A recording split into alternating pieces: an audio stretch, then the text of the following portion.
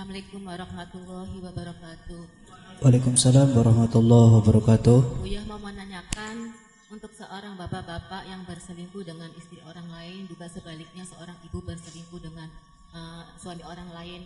Apa betul itu dosanya 2 kali lipat kalau yang dicintainya udah punya suami dan sebaliknya?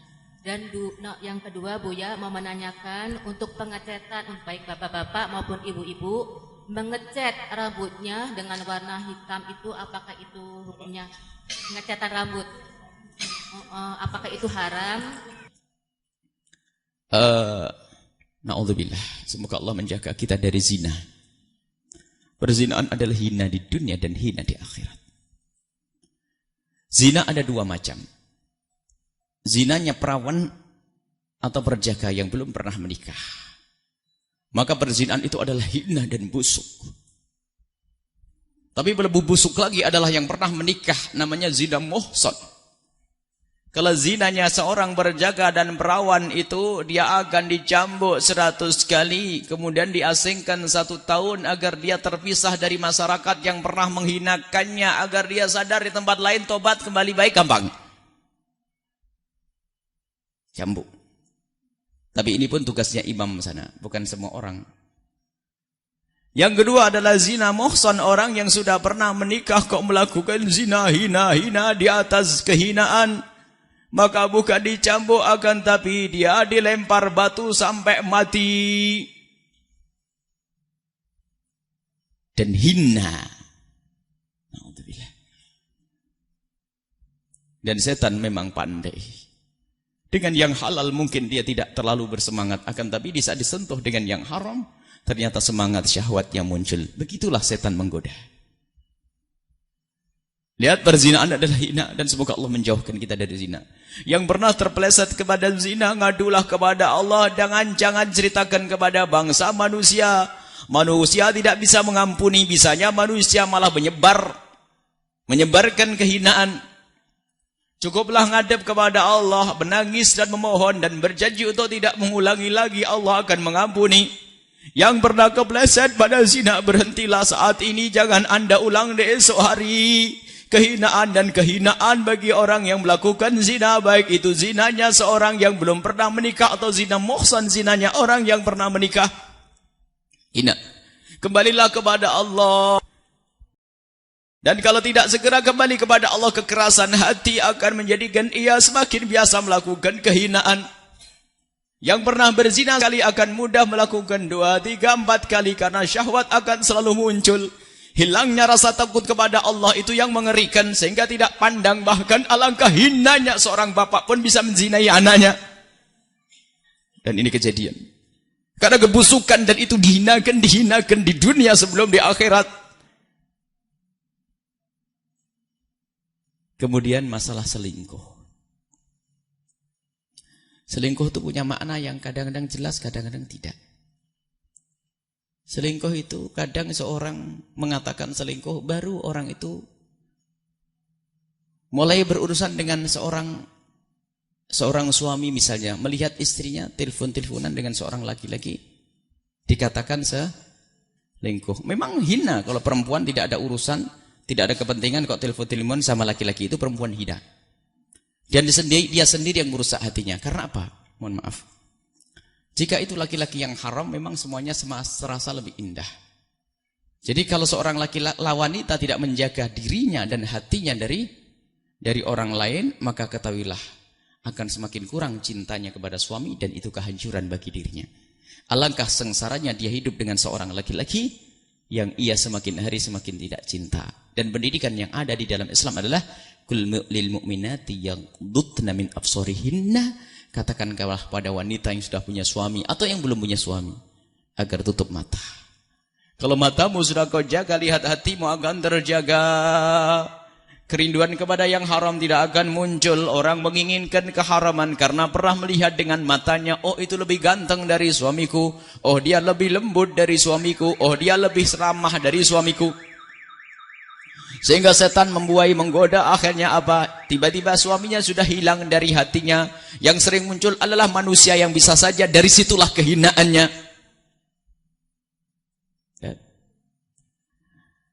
Istilah selingkuh mohon jangan sering kita menggunakan kalimat selingkuh. Memang dia melakukan kesalahan sebab selingkuh kadang dimaknai berzinaan. Seorang istri kadang mengatakan suamiku selingkuh. Kadang-kadang kita tanya selingkuh bagaimana Pak? Bu, selingkuh bagaimana? Berzina? Enggak. Bagaimana engkau katakan selingkuh? Seorang suami menuduh istrinya berzina pun dosanya gede. Seorang istri mengatakan suaminya berzina pun dosa gede. Sama. Masuk bab qadhf. Menyebut orang berzina tanpa bukti pun adalah dosa gede. Kalau kita pengen, kalau ada orang mengatakan si A berzina, maka dia dituntut harus mendatangkan 4 saksi. Kalau tidak mendatangkan 4 saksi, maka dicambuk 80 kali. Hadul qadhf. Ada 3 orang melihat orang berzina dan kelihatan di matanya dia berzina. 3 orang. Datang ke hakim, ya hakim, aku melihat tetanggaku berzina. Hakim bertanya, berapa orang yang bersamamu? Kami bertiga melihat tetanggaku berzina. Bertiga dok? Iya wahai hakim. Baik, engkau yang akan aku cambuk. Karena nama perzinaan itu memang ditutup. Kalau kita melihat perzinaan seseorang, lihat, na'udzubillah. Semoga kita tidak pernah melihat. Amin. Kalau Anda melihat perzinaan seseorang, baik melihat dengan matamu, atau melihat dengan telingamu, artinya mendengar seseorang berzina dengan pengakuannya, tutup. Dan jangan bercerita kepada siapapun. Kalau Anda cerita kepada satu manusia, Anda membawa dosanya. Allah. Makanya paling berat kalau ada orang curhat masalah perzinaan. Karena kami pun harus menjaga. Tidak boleh bercerita kepada istri yang sangat kita cintai pun tidak boleh. Yang sangat kita percaya. Awas, itu amanat wahai para ustadz. Bantulah orang yang berzina untuk kembali kepada Allah. Ajari mereka menutup aurat mereka, menutup aib mereka, menutup dosa mereka. Agar mereka cepat kembali dan sadar kepada Allah. Jadi dosanya gede kalau orang melakukan berzinaan. Selingkuh dosanya gede luar biasa.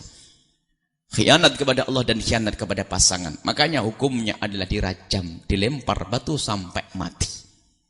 Lagi-lagi orang di luar Islam mengatakan, wah, cuman berzinaan sampai dihukum mati. Sampai dirajam sampai mati. Ada ini orang barat sana, orang-orang kafir itu mengkritik Islam, orang berzina saja selingkuh sampai dihukum mati. Setelah itu saya sadar, kami sadar, nggak ada orang sebodoh mereka itu. Lalu mau dibayar berapa? Hei, istrimu aku zinai 100 juta. Alangkah bodohnya seorang laki-laki yang istrinya rela dizinai hanya 100 juta. Terus hukum apa? Saya siap di penjara 3 bulan, saya mau berzina dengan istrimu. Kalau laki-laki punya cemburu, jangan kurang ajar kamu. Istriku kehormatanku. Kau berani-berani, aku bunuh kau. Kan begitu. Islam itu indah, hebat. Artinya bukan pembunuhan yang diinginkan. Maksudnya agar kita menjauh daripada perzinaan. Tapi mereka mengatakan, aku itu saja kok dibunuh. Terus apa yang paling bagus? Ada hukum kisos di dalam Islam. Kisos adalah bertentangan dengan hak asasi iblis. Manusia. Manusia iblis. Manusia, hak asasi manusia. Manusia siapa? Katanya kisos itu hukum bunuh, tidak benar, bertentangan dengan hak asasi manusia. Tanyakan kepada mereka itu. Loh, yang paling pantas apa hukumannya? Penjara. Duit orang kaya. Kalau cuma 1 miliar bagi orang yang punya 100 miliar, maka kecil. Apakah rela? Ibumu akan aku bunuh, aku bayar 100 juta. Boleh? Kurang ajar bener. Islam indah, adil. Hukum kisos adalah untuk menjaga kehidupan. Kalau orang ngerti di saat membunuh akan dibunuh, dia tidak akan membunuh. Walakum fil kisosi hayatun. Di dalam kisos ada kehidupan. Hukuman yang ada di dalam Islam bukan tujuan. Akan tapi lihat, hukuman di dalam Islam adalah untuk menghentikan kemungkaran. Sehingga tidak ada denda di dalam Islam. Hukuman di dalam Islam tidak ada denda. Dan ini disepakati ulama 4 madhab. Hanya sayangnya salah. Kadang ada pondok muridnya terlambat didenda. Haram hukumnya 4 madhab. Ulama semua mengatakan, kecuali yang dinukil dari beberapa ulama akhir zaman, dan itu dikatakan salah oleh yang ini.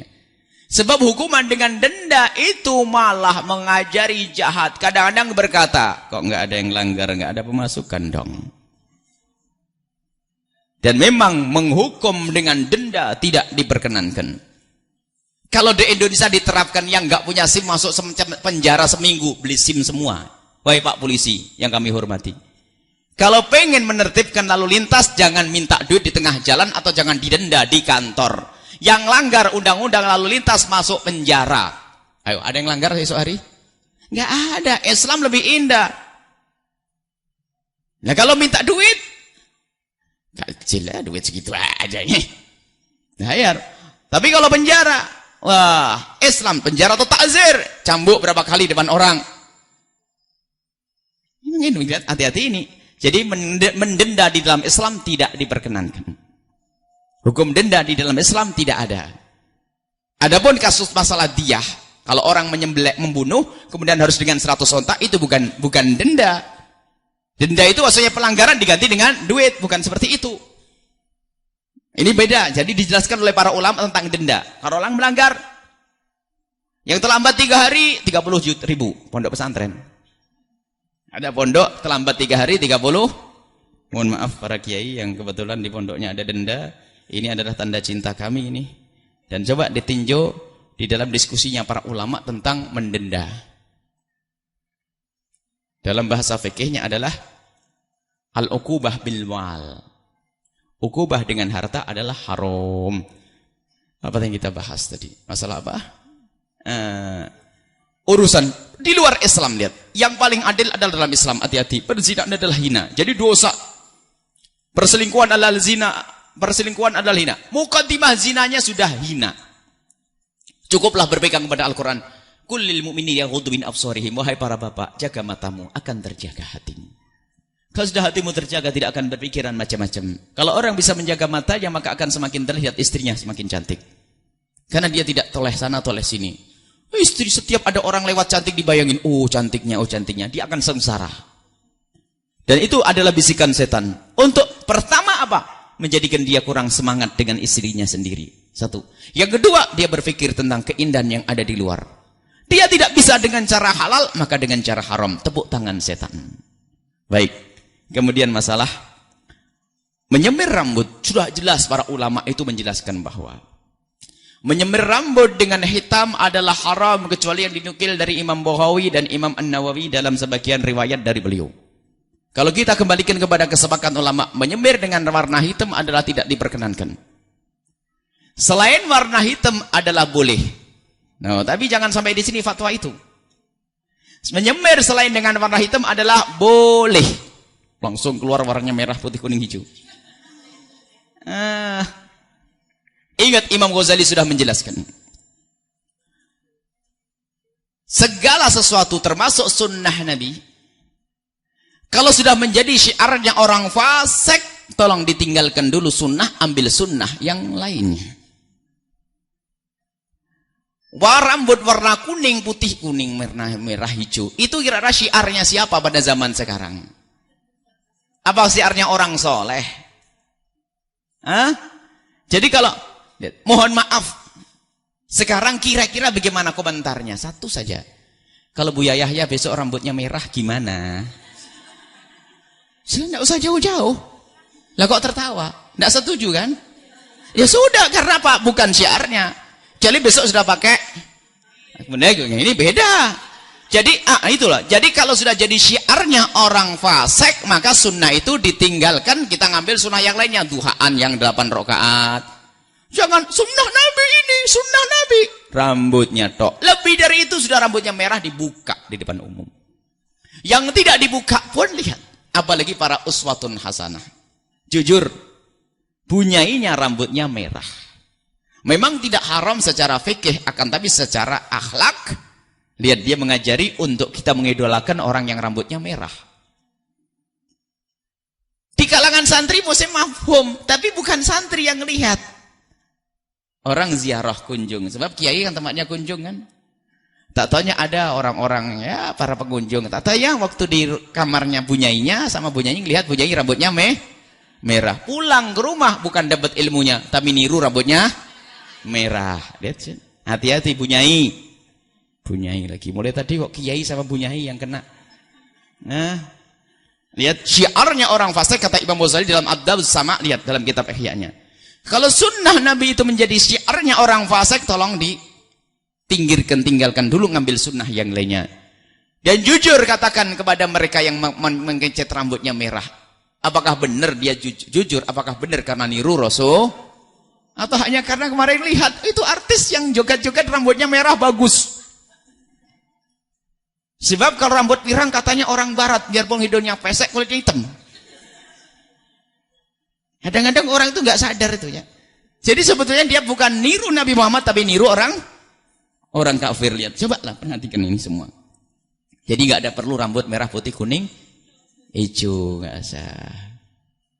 Biasa saja ya. Apa yang Allah berikan kepada Anda, maka dan menyemir hitam jika ada tujuan misalnya untuk kesehatan, atau ada Imam Baghawi dan Nawawi memperkenankan kalau memang aslinya hitam, tapi jumhur ulama mengatakan hidabu sya'ri bisawadi haramun, menyemir rambut dengan hitam adalah haram ya. Menyemir rambut dengan hitam adalah haram kecuali untuk keadaan tertentu. Keadaan tertentu. Dan itu pun hanya untuk orang tertentu. Seorang istri yang pengen terlihat lebih cantik misalnya, tapi haram amanat. Jika engkau menyemir rambut dilihat oleh tetanggamu, masuk neraka dengan semir rambutmu. Akan tapi barangkali ya, kelihatan pengen itu pun ikut pendapat lemah. Jadi kita menyemir dengan warna yang hitam, tapi untuk misalnya menyenangkan sang suami, akan tapi sebaik-baik suami akan tetap senang kalau memang istrinya biarpun rambutnya putih. Jadi jangan dituntut seorang istri untuk melakukan sesuatu yang mungkin tidak bisa mereka lakukan. Nah kalau istri semakin tua secara otomatis rambutnya putih. Kan kurang ajar. Aku benci kamu gara-gara rambutmu putih. Masalah. Jadi biarkan rambutnya putih biar semakin ingat bahwasanya kita semua dekat dengan kubur. Rambut itu. Jadi begitulah. Jadi intinya menyemir dengan rambut warna hitam adalah haram menurut kebanyakan ulama. Ada dalam keadaan tertentu untuk pengobatan atau untuk itu tadi menyenangkan pasangan, tapi itu pun harus ada aturannya benar-benar untuk pasangannya. Tak taunya semir rambut, giliran sama suaminya dandan mah nggak pernah. Kalau keluar mah dandan semuanya. Lihat, sama suaminya nggak pernah sisiran. Kalau di luar sisiran neraka ini bohong itu ya. Bohong itu semuanya. Maka tetap lebih baik kita ikut kebanyakan ulama, sudahlah biarkan putih di kepalamu itu menyala-nyala. Dalam bahasa Arab pun wasta'alar, menyala. Ar-ra'su kepala syaiba dengan uban-uban, tambah wibawa. Ya kalau terlalu muda, kalau ada wibawa, ada uban. Uban itu perlu dihormati. Bahkan sampai makruh dikatakan ulama mencabut uban. Kalau ubannya semuanya gimana nyabutnya? Nggak usah dicabut ubannya ya, biarkan saja begitu. Baik, ini saja masalah menyemir rambut warna putih, kuning, hijau. Saat ini menjadi syiarnya orang fasik. Kecuali Anda hidup di negeri misalnya, negeri tertentu orang pakai semir merah dengan cat, dengan pacar itu biasa. Itu nggak ada masalah. Tapi kalau di tempat kita itu di pinggir jalan, saya menemukan anak-anak yang semoga Allah memberikan hidayah kepada mereka. Di pinggir jalan, masya Allah, dandannya macam-macam. Kalau kita lihat di kamar mandi mungkin jerit kita. Itu rambutnya merah ini semuanya. Itukah yang kita tiru? Atau yang di panggung jingkrak-jingkrak itu? Jadi tolong wahai para mufti, para ustadz, kalau menyampaikan fatwa harus dibarengi dengan irsyad, petunjuk. Jangan langsung hanya fatwa. Nyemir dengan hitam haram, selain hitam adalah boleh. Besok jamaah merah semuanya, bingung. Ya. Baik, ini saja. Ini Fadilatul Syekh. Mau ditambah? Insyaallah.